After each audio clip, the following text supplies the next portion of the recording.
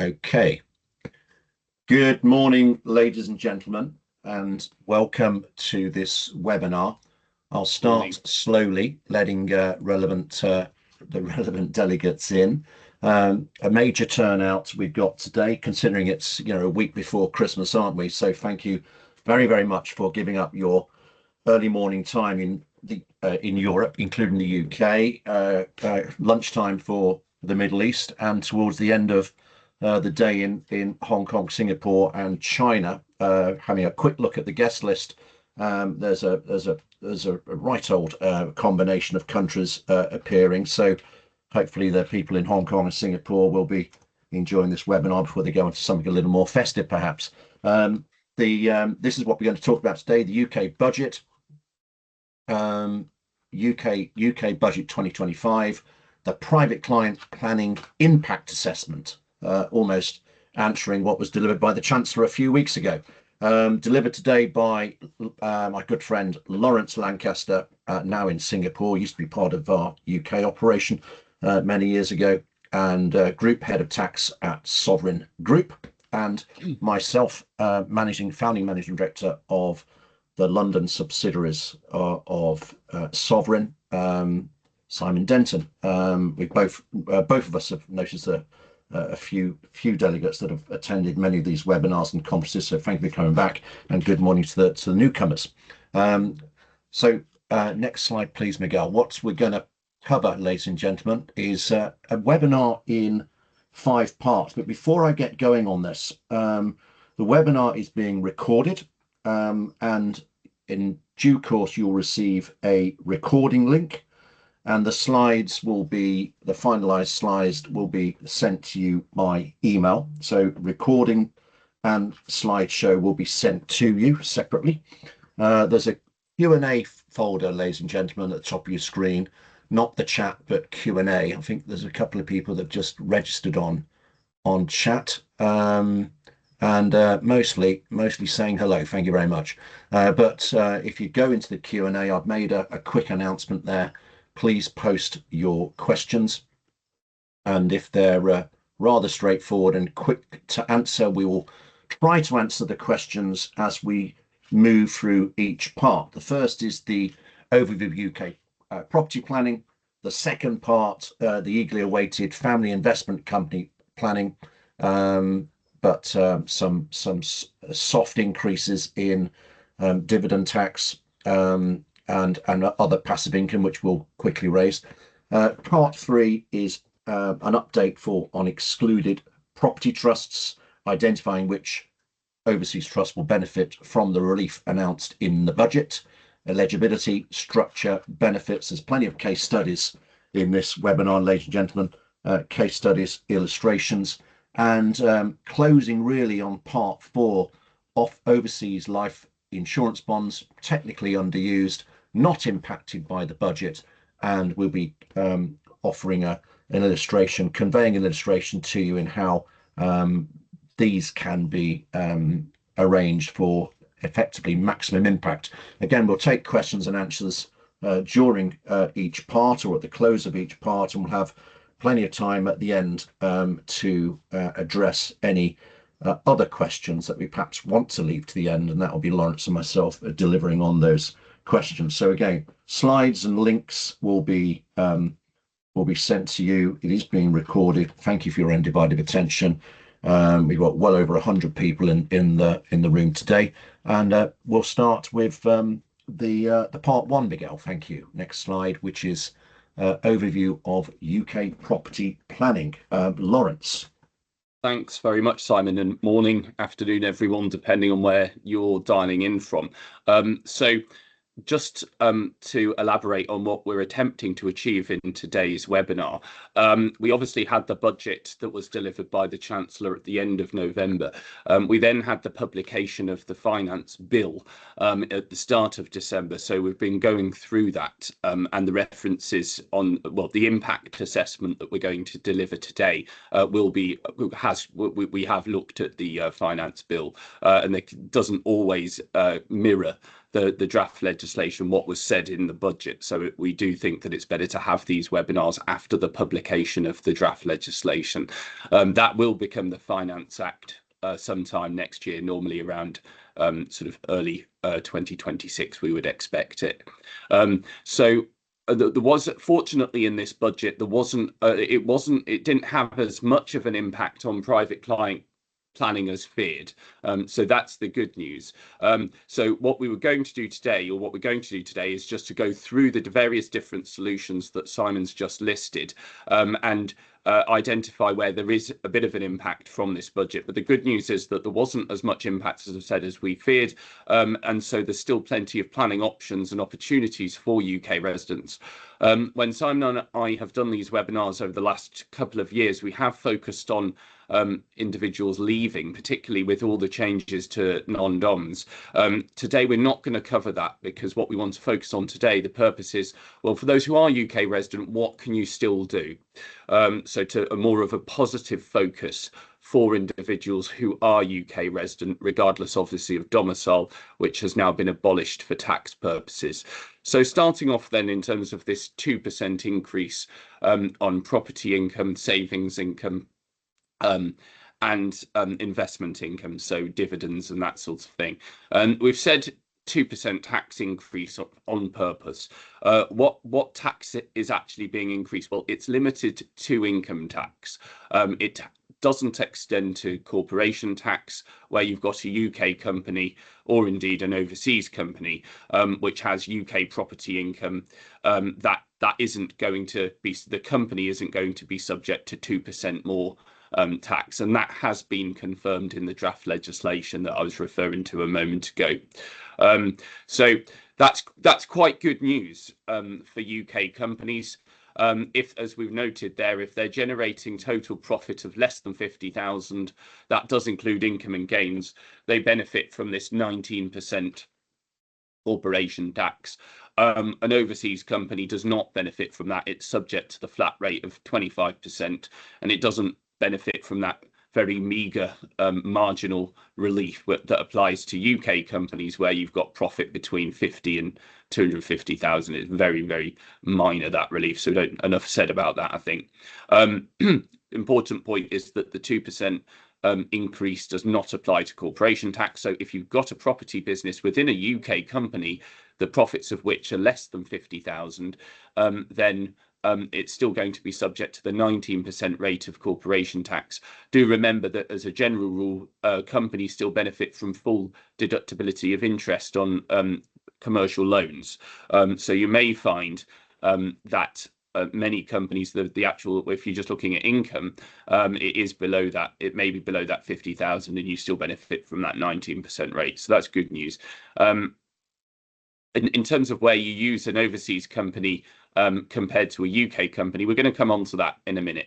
But we're just noting here that UK companies are less expensive to administer. And I think the general rule now with property ownership, where a company is suitable, is you use a UK company, but there's definitely exceptions to that, which we're going to cover in a minute.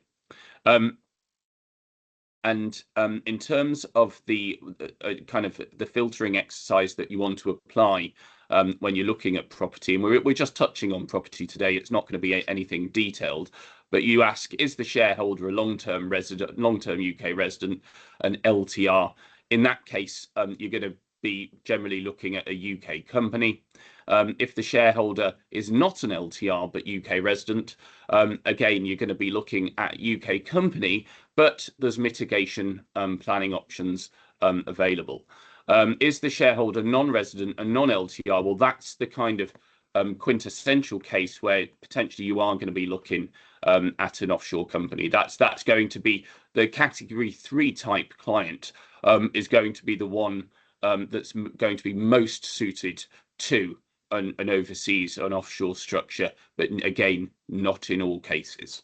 So that covers this general overview of the impact assessment on property through companies. As I should just say, in terms of individuals, property income has increased by 2%. So if you're a 20% taxpayer, that's going to become 22%, 40%, 42%, 45, 47. But that's not going to be effective until April 2027. So there's a bit of a reprieve there. But again, this is just to kind of, these changes kind of tilt the balance a bit in favour of using a UK company over individual ownership. So without any further ado, we'll move on to the next slide, which just provides a basic illustration of what I've been talking about. So you typically have a UK resident shareholder, but again, it may well be non-resident. You could structure the shareholding for inheritance tax mitigation through a family investment company. The shareholder can obviously be a director. There's still no requirement to have a UK resident individual director, but that is kind of shifting in that direction. You do have to have an individual, of course, as a director of a UK company. They don't have to, at the moment, be UK tax resident, but that's generally you would want them to be for various reasons we're not going to go into today. Important point, the company, as I've mentioning, can still benefit from that 19% rate, as I've just gone through. I think just one point I get asked by clients sometimes with this in this area is, well, can I set up multiple companies and each one hold a UK property and benefit from the 19% rate? Well, no, that sort of old school planning was spotted straight away when this 19%, well, when the 25% rate came in, when they increased corporation tax a few years ago, and that planning will not work.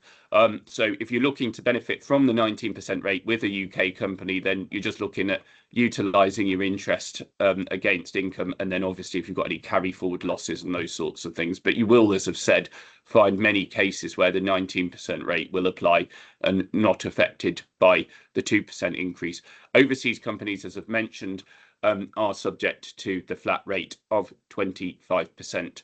And just as we go through these slides on UK property ownership through companies, do remember, as a general rule, that interest is still generally fully deductible when you're dealing with corporation tax. Obviously, it's not anymore for income tax. Corporation tax it is, as a general rule. So let's move on to the next slide. Back to me, Lawrence. This Simon, is... yeah. Thank you. The applicability in the next couple of slides, ladies and gentlemen, are for non-UK residents and those that are, including those that are non-long-term residents, not having lived in the UK for more than 10 of the last 20 years. And there's 5 million British people living overseas. There's many leaving the UK, British taxpayers leaving the UK, or have left due to fiscal reforms in previous years. So it's quite valid applicability on this one. This is a residential property situation. The beneficial shareholder at the top is a non-UK resident investor, and if they have a dynamic family, spouse, partner, children, dependents, descendants, then family investment company attributes with different class of shares can be arranged and structured, which is not considered aggressive, even at an offshore company level for a non-UK resident or a recent non-UK resident. And we're using here an Isle of Man company, so the beneficial owner becomes the investor becomes a beneficial owner of an Isle of Man holding company, and he contributes funds, he or she, heads of family, contribute funds into the first holding company, and it's their company. It's probably no other beneficial ownership other than the heads of family. It's the objective is to purchase underlying property. So contribution comes in on an interest-free loan. Funds are held momentarily in the Isle of Man holding company. That's company number one. And then company number one creates company number two in the Isle of Man. We tend to use Isle of Man specifically as well for commercial property, non-residential dwellings, which I'll come on to in a minute.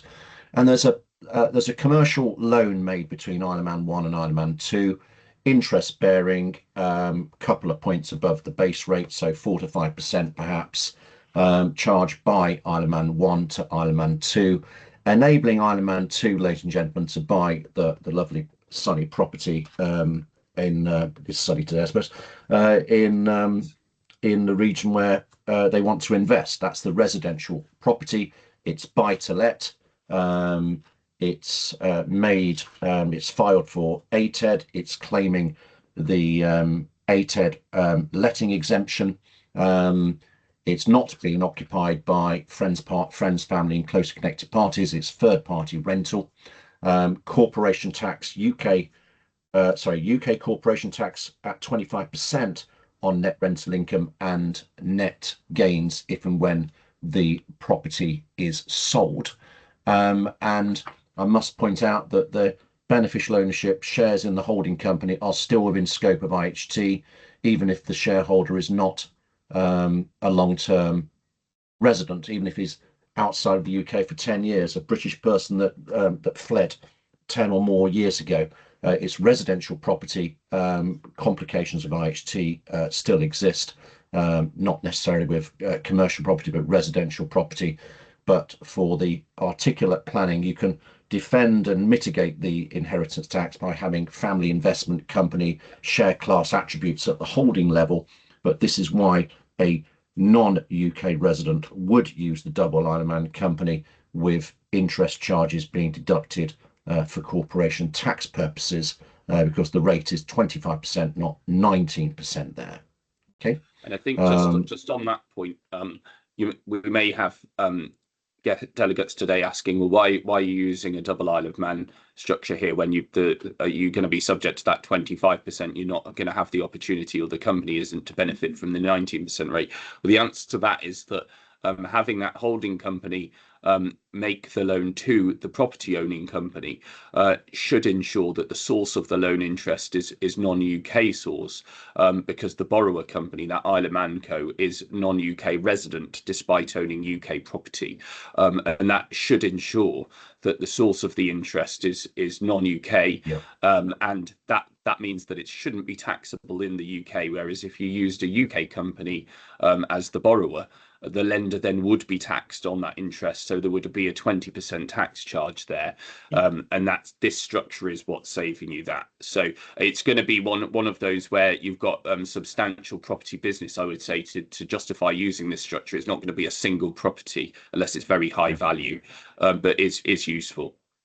Also on this was Lawrence on the finance. There's absolutely nothing stopping a Guernsey Isle of Man credible company administered and managed by a regulated trust company from securing mortgage regular finance by a third-party institution.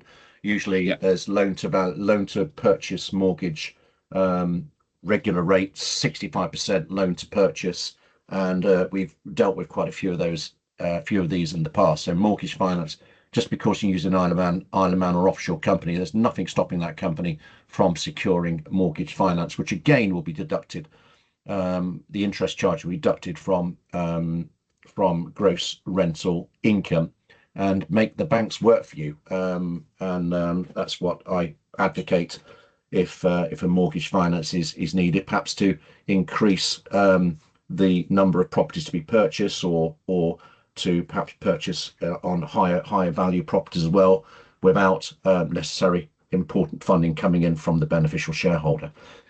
You mentioned just one point on that, but sorry, before we go because it's residential property, Simon, you mentioned the ATED point. One area you need to be a bit careful of, that HMRC have taken up with in this area, is with the ATED letting exemption. So they say that if you overload the company, the property owning company, with finance, and it's not non-profit making because you're paying the bank loans, the bank a load of interest and the holding co a load of interest, they say, oh, the letting exemption doesn't apply because you're not making a profit, and you're not and it's not being let out with a view to profit. I think that you could definitely challenge that position, but all I would say of people today is just make sure that you've got a business plan in place to show how it will eventually become profitable with rental income by paying gains. off Absolutely. the bank loans and everything eventually. Absolutely.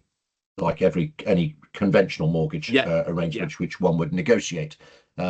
let's move to the next, because this is a commercial property, and a bit of better news at the bottom. Better news now, because commercial property is somewhat easier to plan for and deploy through arrangements than the complications of UK taxation on residential property dwellings. This again is an example for persons that are not residents of the UK and not a long-term resident, someone that hasn't lived here for 10 of the last 20 years. Isle of Man companies are typically rather useful for the purchase of commercial property, because the vendor of commercial property is usually a UK company that might even be VAT registered, or the property may be VAT elected. And if the purchasing entity is an Isle of Man property company, let's call it property company number 2, it's rather straightforward, where subject to getting the right documentation, to register the Isle of Man company within 2 weeks, certainly well within a month, which is not always the case when you use a brand new UK company. So the I'll come on to that question in a minute. So that is important. If the vendor is VAT registered, you'd want the purchaser to be VAT registered. The property acquisition would be a transfer of a going concern, with VAT not payable by the buyer. So it would be VAT neutral as a transaction. So you'd make that Isle of Man company number 2 as being VAT registered. But we have a non-UK resident, a beneficial owner at the top of the screen there, being the beneficial owner of Isle of Man Holding Company, Isle of Man company number 1. And like the previous slide, they would contribute funds unless there was mortgage finance to be proper mortgage finance to be attained, which is again very possible, something between 50 and 65% loan to purchase. And Isle of Man company 1 would receive interest-free loan contribution from the beneficial owner, keeping it simple. And then the Isle of Man company, like the previous slide number 5, would contribute loan finance into Isle of Man property company, being Isle of Man company number 2. Perhaps a little more interest charge because it's commercial property. So 5 to 6%, because that's the sort of going rate if you're lucky with conventional finance. And loan interest paid by Isle of Man company 2, deductible for corporation tax and not taxable for holding company, for the reasons given by Lawrence in the example of slide number 5. Net profits pertaining to net rental income and gains whenever the property is sold will be subject to corporation tax at 25%, but you're getting the loan interest deduction. And it's stamp duty, SDLT, highest rate 5% on commercial property. Covenants and income levels can be a little higher. Mortgage finance interest somewhat higher, but not drastically higher. And this is a growing trend, especially for counties outside of Greater London, the Midlands, the North, and elsewhere, using Singaporeans, Europeans wishing to invest in commercial property, seeing a bit of the future and where the future trends are going. And very important is, come an untimely demise of the ultimate beneficial owner, the value of that arrangement is not in scope of inheritance tax, because it's commercial property, not residential property. So I'd ask delegates, advisors and clients not to mix the Isle of Man company 2 with both residential and commercial. Keep one company for commercial and another arrangement for residential, because there's still some compelling benefits in purchasing commercial non-residential dwellings through this arrangement, especially for non-UK residents and non-long-term residents, ladies and gentlemen. So just comments, on that inheritance tax point, if it's a non-resident but still an LTR, and that is, you know, quite possible that you're going to have clients in that position, it wouldn't work for inheritance tax until they become a non-LTR. So it is important to note that for inheritance tax planning, they have to be a non-LTR. It's quite possible, of course, though, that they could set this up still being an LTR, and then they clock up their 10 years of non-residence, whatever it, however whichever route they go down to become a non-LTR, and typically it's 10 consecutive years of non-residence, then the shares would then fall outside of IHT once they become a non-LTR. Okay, Lawrence, we got one. I'm not getting questions for some reason on my screen, but I am on my phone, and a simple question is, can a UK resident use Isle of Man holding company to buy to let or for private consultancy fees? Well, let's look at the first point. Can a UK resident use Isle of Man holding company to buy to let? Yes, they can, but it will need to be registered for corporation tax purposes. Yeah, I think the fundamental problem with that is the transfer of assets abroad rules that we were discussing yesterday over lunch. So it's the issue is that you've got an Isle of Man person to whom the income accrues. So obviously it's a company, it's registered and resident in the Isle of Man. The UK income belongs to the Isle of Man company, and then you've got a UK resident shareholder that has the power to enjoy the income of the Isle of Man co. So it's straight into the transfer of assets abroad legislation. So despite the fact that the Isle of Man company is paying corporation tax on the income that it's receiving, being UK source income, then the general position is it still gets attributed to the UK resident shareholder or beneficial owner. You get a credit for the corporation tax that's suffered, but that's potentially, another 20% tax that you're going to pay on top of the 25% paid by the Isle of Man co at source, corporation tax, plus another 20% tax of income tax you're paying because the income's attributed to you, and then you get a credit for the tax suffered by, or tax incurred by the Isle of Man co at source. But the position isn't that quite as clean cut as that. There is a technical case that because the Isle of Man co is paying corporation tax, that this attribution rule is cut off. That's a very technical point, and HMRC are known not to agree with that argument. I think you would struggle with it in a tax tribunal these days. Hence why in the seminar notes we are saying that if it's UK property and you have a UK resident shareholder of the company, you need to have a UK company rather than an Isle of Man company, because with the UK company you can roll profit up. With an Isle of Man co, if profit gets rolled up, the general position is it will be attributed to a UK resident and you get more tax. Yeah, and also I'm getting a different question here. Must it be the Isle of Man? No. No. Other jurisdictions can be used. Catherine, thank you for your question. Careful that the overseas company must be controlled and managed by overseas directors, not from the UK. That tax advice is taken, and we can deliver that, facilitate that, source that to make sure the planning and the benefits and the advantages that we're captioning here are relevant to your preferred overseas domicile. I would always use Isle of Man for a commercial property, Catherine, because of the VAT zero rating point of view. But yes, case by case, offshore company, non-UK resident, non-resident shareholders, yes, you can apply the same structure or structures that we are delivering here. And the final question, Lawrence, is Andrew. I think you probably see him on the screen.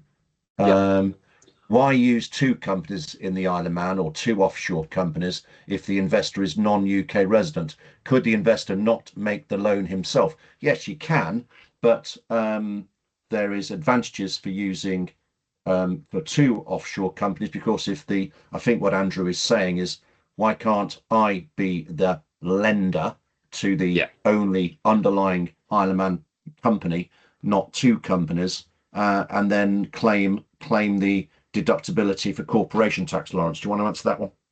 Just quickly. Yeah, I mean, it's generally because where they're in their country of tax residence, you would get into tax problems where they would be taxed in their local country of residence on the income. I think it's important to bear in mind that it's quite rare these days to be able to set up a structure and benefit from 0% taxation and no capital gains tax, which you get in the Isle of Man. So that's quite a rare position to be in now. So obviously the interest is taxable income under general principles, but it's just that in the Isle of Man it's received and is not taxed in the Isle of Man. Not taxed, yeah.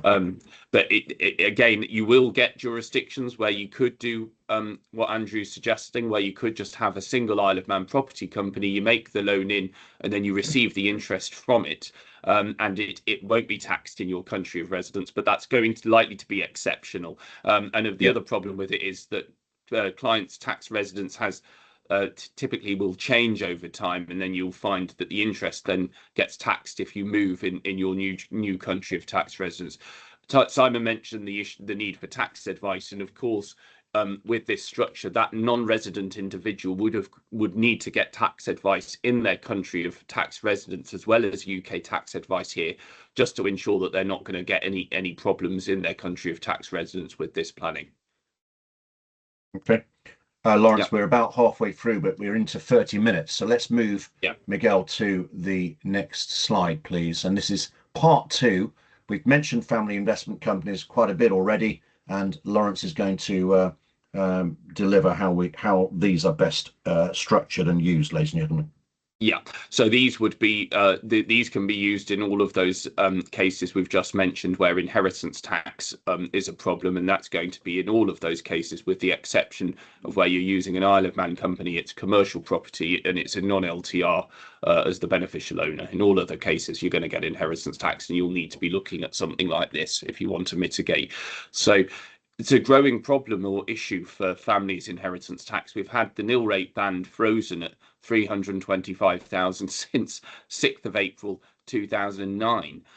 So that was just after that was within the previous Labour government, wasn't it, in the Gordon Brown days? And it's still, his legacy remains, because this Labour government are going to keep that 325 frozen until the 6th of April 2031. So a lot of people are coming within the net. And FIC provides, and obviously you've also got the limitation of business property relief that's about to come in, further making inheritance tax planning tricky, or reducing your options. So an FIC provides a mechanism for control of assets to be retained by the owner. So that's the original owner, who we're referring to as the donor, while their value is transferred to future generations. A quick point on impact assessment here.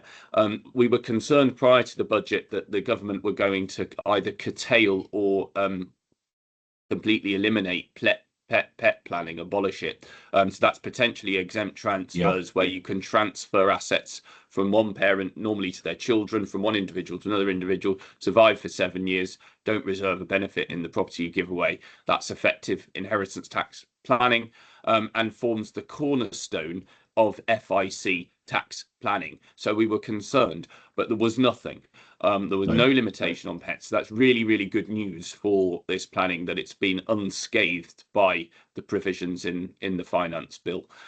So shares can generally have 3 distinctive features: voting rights, right to vote, right to receive income in the form of dividends normally, and the right to capital when the company is wound up. So you can carve out those rights into different shares. So for UK FICs, the founder can be one of the FIC's directors and receive a commercial salary for this. Important, it's not excessive what they receive. Typically, the recipients that we refer to as the people receiving the shares, they're typically children. They can be grandchildren as well. Often a question with FICs is, well, if I've got a child that's under 18, I can't make a gift of shares to them. Well, yes, you can. You just have to hold as nominee for them, and that's something either sovereign can do, or even the parent that's making the gift can do. So there is no problem if you're making a gift to a recipient who's under 18. But typically the children don't hold voting shares, and they don't typically sit on the board of directors. So what does that mean? Well, it means they have no power to control the flow of dividends. They have no power to bring the company into liquidation. So really, they just receive what they're given, when the voting shareholders and directors determine that they're entitled to it. You do have to exercise some care over this, but that's the general position. We just head over to the next slide. This provides you with the vanilla structure for an FIC in terms of the steps that need to be taken. Again, we're looking at a UK company here. It's UK Property Investment, and we're saying that the donor is a UK resident and an LTR. You're going to get situations where you will want to use an Isle of Man or Guernsey company, as one of our delegates mentioned earlier. You don't have to use Isle of Man. That's just the general position we take. But in this instance, they're UK residents. So the reasons I was giving earlier, you're not going to want to go with an offshore company here. So the donor would typically capitalise the company with share capital, and he would then, or they would then receive two classes of shares: A shares which carry only voting rights, B shares which carry the right to capital and income. We've questioned there whether loans are suitable. If you can avoid them, best to avoid. If the donor can just live off the salary that they're going to receive from being a director, then that's better. But I think you can get away with making loans with suitable tax advice if the donor does need to access the income capital from the company in the form of loan repayments. Do remember, though, that the loan will form part of their estate for inheritance tax purposes. The value of the loan will not provide any inheritance tax planning. So that's always something to bear in mind as well. So the donor proceeds to gift all of the B shares to the children, and he keeps 30% he gives away all of the B shares to children and 30% of the A shares. So the donor's keeping 70% of A shares, gives some to the children. The reason for that is there's an argument that if he or she keeps all of the voting shares, they then have value. That is just an argument, but I think for technical reasons, you do want to give some of the voting shares to the children, so the donor does not have unanimous control over the votes, and that is quite important. The legislation that you need to watch here is the Gift with Reservation of Benefit, Transaction in Securities and Settlements Code, and you need to ensure that the drafting of the articles is tailored, and great care is taken over that. But the key point here is that the capital goes in, the shares, the donor subscribes for all of the shares. They then proceed to give away those B shares and a few of the A shares to the children, or could be grandchildren, as I mentioned earlier. And that is a pet. It's those gifts are pets, and fall within the 7-year rule that has been preserved and is, as I mentioned, is unaffected by the budget. So that's the impact assessment here, unscathed, and still can be used effectively, this planning. So if we just move on to the final slide on this example, it's a very simple one, just shows you what the end result is. The donor, the parent, has retained 70% of those A shares, so they retain voting control. They can bring the company into liquidation. They can appoint and dismiss directors, but they have no right to the income or capital. The children have all of the B shares and some of those voting shares, which are used to devalue to ensure that the voting shares held by the donor do not have much value or have no value. The value of the children's shares will also be reduced because they have no voting rights. And as I've mentioned, effectively, their rights are limited to what they receive when the voting shareholders and the board determine. Mention the pet point, so need to go over that again. I think one thing with the donor, you probably want to have a look at settling those shares over time into trust as the donor gets comfortable with the arrangement, and you can do that periodically. You may ask, well, isn't that a chargeable transfer? Have we not got a 20% tax on this if the donor is settling shares into trust? Well, that shouldn't be the case, because they should be valued at nothing. But you would want an independent valuation to confirm that point before you were settling these into trust. This is completely an onshore structure. So UK FIC, if you're going to use a trust, it would be obviously a UK trust. We haven't put that in today, but that's just something to bear in mind with this planning.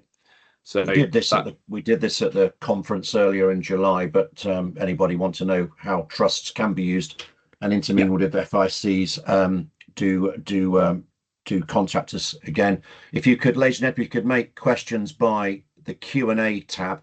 I know we go back to chat. You've got some questions in chat. We'll leave those to the Q&A section. We're about 2/3 through, Lawrence. We've got a few questions to address later. So let's go on to part 3 now, please. Because if not, we'll run out of time. Sure. Next slide. And Lawrence, part 3, EPTs, excluded benefit trust, excluded property trust. Lawrence, over to you. Yeah. Okay, thanks, Simon. Yeah, so just quickly to canter through this. So domicile, as we know, has been replaced as the criterion for determining liability to inheritance tax on overseas assets. So it's now been replaced by this concept of long-term residence, LTR, that was effective from 6th of April 2025. So we're now in this, as we're calling it, the post-domicile era. Do note, though, that domicile has not been abolished for all legal purposes. It's still used for succession planning purposes, still used in other jurisdictions for various things. It's just for UK tax that it's been abolished. So it's foreign domicile has been replaced for income tax and capital gains tax purposes by this qualifying new resident QNR exemption. So that's replaced the remittance basis that previously was only available to non-doms. You've now got this QNR that's generally someone who's been non-UK resident for 10 or more consecutive tax years can return, become UK resident and benefit from this QNR exemption for 4 tax years on most types of overseas income and gains, as long as a claim is made. And someone who is UK domiciled but a QNR can still access that treatment. And what we're saying with EPTs is that we were expecting them to be abolished originally, but they weren't. And they've surprisingly taken on a new significance for a completely different client base, actually. I'll go through the new conditions first and then just go into the impact assessment slightly for this new relief that's been introduced or is being introduced by the Finance Bill. So the 2 conditions that must be met for a trust to be an EPT: the settler now needs to be a non-LTR, not a long-term resident. Before 6th of April 2025, they had to be non-UK domiciled and not deemed domiciled. So that's gone and just replaced with not being an LTR long-term resident. In terms of the second condition, that remains unchanged. Property held in a trust must, as a general rule, be non-UK cited assets. There are a few types of UK assets that can qualify, but not going into that today. So it's really just that first condition that has changed. Non-dom has been replaced by non-LTR. That's it. Otherwise, they're essentially the same in terms of the conditions. It's just that first condition that's changed. In terms of the impact assessment on this new relief, so with these EPTs, and we're not going into a huge detail in the tax treatment of them today because we don't have time, but we had grandfathering from an inheritance tax for pre-30th of October EPTs. So even if the settler becomes a long-term UK resident, those EPTs remain outside of inheritance tax, even if the settler is not excluded as a beneficiary. But if the settler becomes an LTR, they then become exposed to the relevant property charges, the 10-year charge and the exit charge. So what the government did in this budget was said, I think maybe backtracking slightly on attacking non-doms, is that, we'll introduce this new relief from the 10-year charge in cases where the tax bill is going to be more than 5 million. We'll cap it at 5 million on a 10-year charge. So to give you an example, just on a rough calculation, and you're basically looking at trusts to fall within this relief are going to have a value of more than 80 million. So the applicability of that relief is going to be sort of 0.01% of EPTs are going to benefit. But perhaps the significance of it is that the government are perhaps changing stance slightly in this area, and hopefully there won't be any further attacks on this type of tax planning. So it's a good sign, at least, even though that very few structures will benefit from it. So if we just move on to the next slide. think that's my case study, Lawrence. And it's over to you. Yes. Yeah. Thank you again for those qualifications. So Sebastian, case study here, ladies and gentlemen. Sebastian, good name, has resided in overseas 15 years, 15 consecutive years. And importantly, although this person may, or persons that maybe have a domicile of UK origin, they've lived outside of the UK for 10 years. Many are not coming back, incidentally. They are now able to set up excluded property trusts with skillful planning, which perhaps wasn't so assured in the past. So that's one good element in terms of impact assessment. And this person, Sebastian's been resident of the Emirates 15 years, so more than 10 years consequentially. However, quite a young chap. He's still youngish. He's returning with his wife and his two children, Theo and Louisa, and they wanted to come back for education purposes, and perhaps with the a focus on the older grandparents. The family will return next tax year, not towards the end of this, the next tax year, from May, not to make it so obvious, May 2026, so the subsequent tax year, and they will be therefore resident from the start of the next tax year. Sebastian was and has always did have a domicile of UK origin, has always been UK domiciled, and he plans to remain in the UK for the medium-term future at the very least, especially with education and parental challenges or grandparental challenges to be in focus. The main assets of this good chap is rather a sizable and delightful Emirati property, 4 million, but he does have liquid assets or movable assets of 3 million that are external to the borders of the Emirates, but still excluded property. Sebastian is advised quite easily that he's a QNR, qualifying new resident, applicable to the dreadful tax reforms that were introduced in April 2025, and he's able to access the foreign income gains, FIG, not a fruit, FIG regime, which ensures that most types of overseas income and overseas gains will be relieved, exempt from UK tax until he surpasses 4 years of UK residence, or the family 4 years of UK residence, which in this case will be 2030, ladies and gentlemen. So that regime, previously 15 years out of 20, now it's just 4, and he will arrive at that. Barrier in the by 5th of April 2030. Sebastian will settle, incidentally, overseas assets, the movable assets, into an overseas excluded property trust. Could be Gibraltar, Isle of Man, Guernsey. Doesn't have to be a specific jurisdiction. It should be an overseas competent jurisdiction, one that is used to dealing with these sort of arrangements, with Guernsey and Isle of Man in focus. And he is settling that quite quickly this tax year. Sebastian does actually plan to sell the Dubai property because he's no longer going to enjoy that luxury property once he moves back. And he's going to sell that within 2 years of UK residence. Take a bit longer to sell Emirati property of that value. He may decide to settle some of the proceeds even after he's become UK resident, because he's a qualifying new resident and he's got the 4 years of relief and advantages up until 2030. Sebastian and spouse will have to be excluded as beneficiaries by the 6th of April 2030. Not straight away, but he will become a regular resident with not too many reliefs to enjoy, and with exception to the one being in inheritance tax after 10 years of UK residence, and he'll probably get there as well. And however, the two children, Theo and Louisa, will be permanent beneficiaries. At least there are beneficiaries to enjoy the trust fund. But it does mean that Sebastian and spouse can receive distributions before they're excluded, where they may take advantage of that and the FIG regime.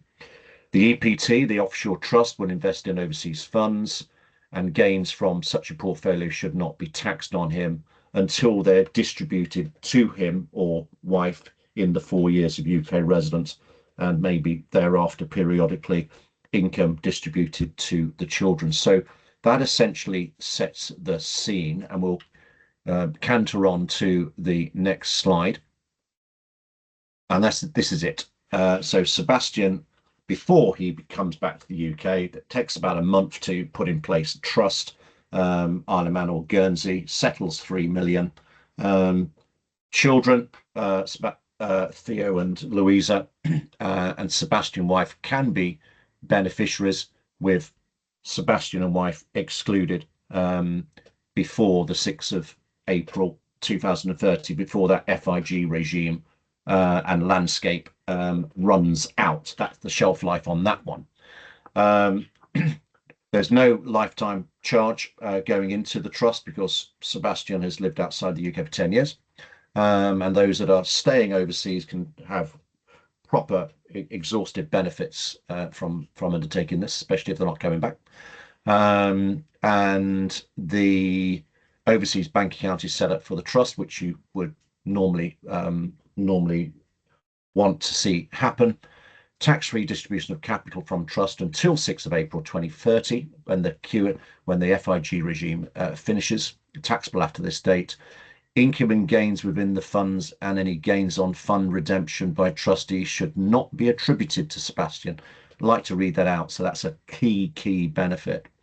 10-yearly charge can be managed with skillful planning, and then easy to say from our point of view, but Sebastian should consider limiting his residence stretch to a maximum of 13 years for UK IHT planning. He's quite a young chap, but we're all getting older, and there's a scope to move overseas, move to European destinations that promote low tax non-dom regimes like Greece, Italy, Ireland, Malta, Cyprus. There's 17 popular nations where British taxpayers are currently and are heading to.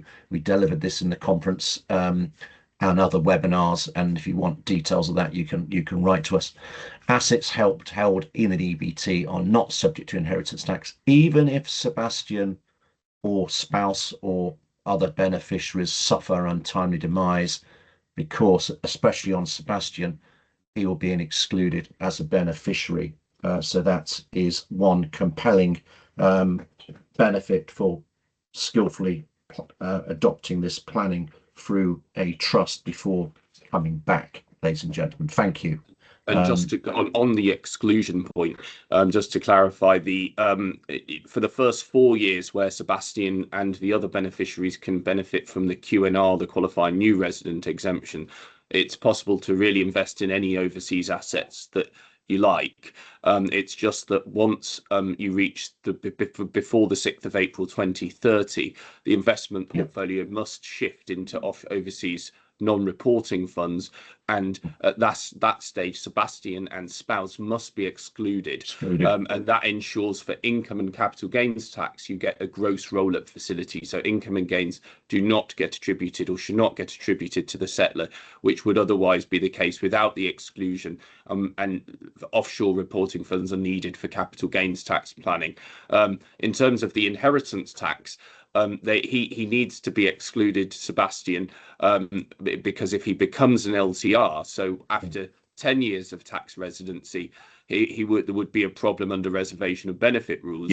But because of the exclusion, that is blocked off as well. So just kind of delicate reasons with this exclusion planning, but that is the end result that Simon's been going through, the end game with this, and it does provide a useful solution for clients in Sebastian's position. And the trust doesn't have to be collapsed in the 9th year, and it can live on even after Sebastian and wife are 10 or more years, and maybe never depart. But there's options for that family going forward, as there are, ladies and gentlemen, 17,000 millionaires having left the UK this year already.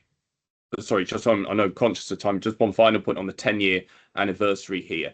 If, as what happened here, Sebastian settles the trust before becoming resident, and then effectively the 10-year charge can potentially be avoided, Yeah. because he'll still be a non-LTR for the first 10-year anniversary. Then if he limits his stretch of UK residence to 13 tax years, it only takes him 3 tax years of non-residence to lose LTR status. So in that situation, you get out of the 10-year charge completely. Yeah. Yeah. So there are ways of weaving around it. But yeah, I know I'm conscious of time. That's all right. We've got about 5 minutes of questions, but we're now on next slide, Miguel, please. We're now on part 4, exclusively delivered by Lawrence, overseas life insurance bonds, to some extent underused. Lawrence. Yeah. So Demelza's 58, non-resident for the past 20 years. Her husband is Australian and has never resided in the UK. She has a son who resides in Australia, and daughter in Indonesia, and they have 2 children, both young, under 5. Demelza was previously advised that she's remained UK domiciled. She has elderly parents, very typical in the UK. She's an only child and needs to return to care for them. Their life expectancy is 5 to 10 years. Demelza then plans to return to Bali, where her and her husband will retire. But her daughter will likely move to the UK when the children get a bit older for education reasons. Again, really, really common. Demelza holds 3 million in liquid investments and 2 million in a deposit account. She's advised she's not a long-term resident for IHT purposes, so that means her worldwide assets are no longer exposed to IHT. She was a beneficiary of the changes because previously they were, before 6th of April 2025. They're now not. She'll also be a qualifying new resident once she becomes UK resident. So overseas income and gains will be tax exempt for those 4 years with supporting claims. Demelza decides to set up an EPT structure in January 26 and will settle the cash into an EPT and keep the investments in. So she's going to put the 2 million in the deposit account into the EPT, and then she's going to keep the investments in a free estate. Her preference is to be a beneficiary of the EPT. She wants tax deferral, but she'd also like to receive some benefits from the structure after she loses her QNR status, which is going to be from 6th of April 2030, because she'll assume UK residence from 6th of April 2026. So she's advised to use an excluded property trust, the sole asset of which is a life insurance policy, which is a non-personal portfolio bond for UK tax purposes. Demelza is the beneficiary of the EPT along with her children and grandchildren. So if we just move on to the final slide, we'll see this illustrated right there. So, okay, so it's saying that she's settling in 3 million of cash here. Let's just say she cashed in some of those investments and settles in 3 million. There you can see who the beneficiaries are. So she settles 3 million into the trust. The trust then uses all of that 3 million to invest in a non-personal portfolio bond issued by an overseas life insurance company. Typically, they're based in the Isle of Man. Also Bermuda as well is quite common. The trust can receive, or the trustee of the trust can receive, the 5% of the premium each tax year that can then be advanced out to Demelza, and that shouldn't attract any immediate UK tax charge. So in terms of the tax treatment, no need for Demelza to be excluded as a beneficiary. She can be a beneficiary of this trust in this type of case, and I'll explain why in a moment. The settlement of the 3 million by Demelza from an overseas bank account, that's very important that it's not a UK account, should be UK tax neutral for tax and reporting. The income and gains that accrue to the investments which are allocated to this life insurance policy should not be taxed in the UK. The 5% facility, which in this example is £150,000 per year, can be, as I mentioned earlier, paid to the trustee as part repayment of premium and then advanced out to Demelza. What we're suggesting here is that for the first 4 tax years, that gets carried forward. So the trustee can effectively access in the 5th year 25% of that premium, because Yeah. the 5% which aren't used get rolled up. So that really allows her to get the best of both worlds, in that you can receive taxed got the tax exemption, complete tax exemption for 4 years on her assets within her free estate that haven't been settled into this. And then this can then be utilised after the 4th tax year. Should be borne in mind that in these types of cases, any assets that individuals such as Demelza hold in their own name, their own estate, will be taxed on the arising on basis once the Q&R exemption is finished at the start of the 5th tax year. So that is something that you need to factor into the planning here. She was happy in this case to have some of her assets taxed on the arising on basis, simply because her period of UK residence it shouldn't exceed 10 tax years. So she was okay to have that exposure for some of the assets between 4 and say 10 years. EPT is not subject to the relevant property charges at all, because she's going to ensure that her period of non-residence is under 10 years, as I've mentioned, so she will not become an LTR at all. So I think we're just finishing on time. That's the concludes insurance wrappers. If we just move on now questions and answers. To questions. Right, we've got over 100 still on the webinar. Thank you for staying on. We're technically delivered we're on the 5th part now, ladies and gentlemen. A quick question, and this is from Brian. Thank you, Brian.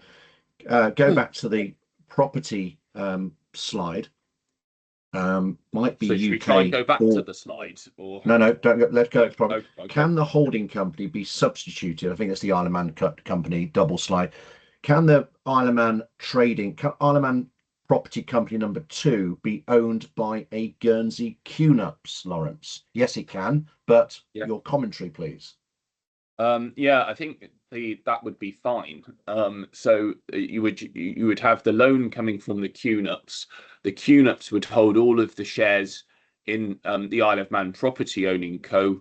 With QNUPS and lending, it's typically we use Guernsey as the jurisdiction for QNUPS. You have to follow the rules that are set by Guernsey legislation in terms of what the interest rate needs to be. I think at the moment it's hovering about 5%, which is fine. That's commercial, isn't it? I mean, it's probably quite generous actually for an unsecured loan. But yes, the position should be the same. So you would have Isle of Man Co as a non-resident property owning co would pay the loan interest to Guernsey. That should be non-UK source income, but it's still deductible for corporation tax purposes. So operates to reduce the taxable income that's subject to corporation tax, but the interest is not taxed in Isle of Man, in Guernsey, or in the UK. So it's a good solution. Yeah, QNUPs are still less viable and generous benefits than before, but they can still be used, and we still administer a number of them from Guernsey and Malta, ladies and gentlemen, and again a few from the Isle of Man. The question, not known, the person's name's not known. Can a UK resident use Isle of Man holding company to buy? No, sorry, Lawrence. I thought we've had that. Unknown user. For clarification, can overseas funds from, say, received inheritance, so inheritance tax paid, settlement, the person writing this question might have received, or their client might have received inheritance from a deceased relative, and can the inheritance be moved into an Isle of Man holding for downstream property investments, I suspect, but they are UK resident. So nothing stopping you doing it, but as they're UK resident and not likely to be moving away, maybe the settlement should, maybe the inheritance should be contributed into a UK business relevant to buying property in the UK, Lawrence. I think on this point, we've had a couple of questions now on how you structure this for UK residents. So for those who are still here, we might want to just explore that a bit further. So what can you do if you want to use an Isle of Man structure for property and ensure that the income that's the income that's subject to corporation tax is not attributed to the settler under the transfer of assets abroad rules. Well, if we stay with this example, let's say that a UK resident who must not be an who must not be an LTR, a long-term resident, must not be an LTR. They receive, let's just say, for example purposes, 5 million from an overseas deceased relative, and that's held in an overseas bank account. So they're not an LTR and they've got clean capital held overseas. That could be settled into an EPT, couldn't it? That EPT, we would need the settler to be excluded and we'd need the spouse to be excluded. That trust could then subscribe for shares in the property owning company directly. You wouldn't need to have a double structure here, I don't think, because the trust would act as the substitute for the holding co, I think. Then you would have the loan going down from trust to Isle of Man Co with the interest planning, and that would work fine. And then you would have the property owning co own the UK property or properties subject to corporation tax as before. But in this instance, the income that gets either rolled up in Isle of Man Co or dividended up to the trust would not be attributed to the settler there, because the transfer of assets abroad rules are blocked off and the settlement rules from the settler exclusion planning. So that structure would work. So you can, there are solutions available, as we've mentioned in this talk. Case. Yeah, if you've got a non-LTR really is key, because then that opens up the door for trusts. But if it's a UK resident, Lawrence, resident. That was a UK resident, but they were a UK resident non-LTR. Bearing in mind that in most cases, if you're not an LTR, you have to clock up 10 years of residence before you come on, which provides great scope for trust planning while you're not an LTR. And you can really then use overseas trusts with overseas assets, do EPT planning, and then use this exclusion planning. And what about an LTR, Lawrence? Well, if you're an LTR, you can't use you can use a trust. You've got 20% entry charge. That's the problem. So you can't get, if you put that 5 million in, you'd have the best part of 5 million taxed at 20%, which most clients don't want. But I think the question was in the unknown user was, can my inheritance be just channeled into an Isle of Man company and then purchasing property? Well, yes, you can, but we answered that earlier, that you're going to get the income attributed to the shareholder under transfer assets abroad. The idea was to provide a solution to that problem using an EPT with exclusion. Right. No other questions, and we're down to about 90 delegates. So thank you for staying on for the 7 minutes. Thanks, Miguel. We've still got you all online. That's our contact details, ladies and gentlemen. Thank you for staying on a little later. We had about 15 minutes of questions. That's why we overran. A lot of you have got an AI artificial intelligence configuration imposed on the webinar. So hopefully it will come out well. The summaries will come out well. Don't mind you doing that, but what you will get from us, thanks to Miguel and the marketing team at Sovereign, is an actual link of a recording link, delivering to you all the 1 hour, 8 minutes of this webinar, together with a formatted, perfected presentation. A couple of points I will tidy up on. Thank you for your thank yous. Thank you for your comments that have just come in. Thank you for your undivided attention during the 1 hour webinar. Wait for the link. Wait for the presentation. You've got our details there, Lawrence, and we're not doing anything. We're still at it until the 24th, more or less. So please come back with any feedback, questions, consultations, a virtual meeting if you wish. Lawrence and I would like to convey to you our season's best Merry Christmas and an even better New Year. About time we had a good one, wasn't it? In view of what's happening with tax reforms and other challenges. So wish you well, healthy, peaceful, and great Christmas and New Year. Thank you again from Lawrence and myself. All the best to you all. Thank you. Just going to stop recording. Yep.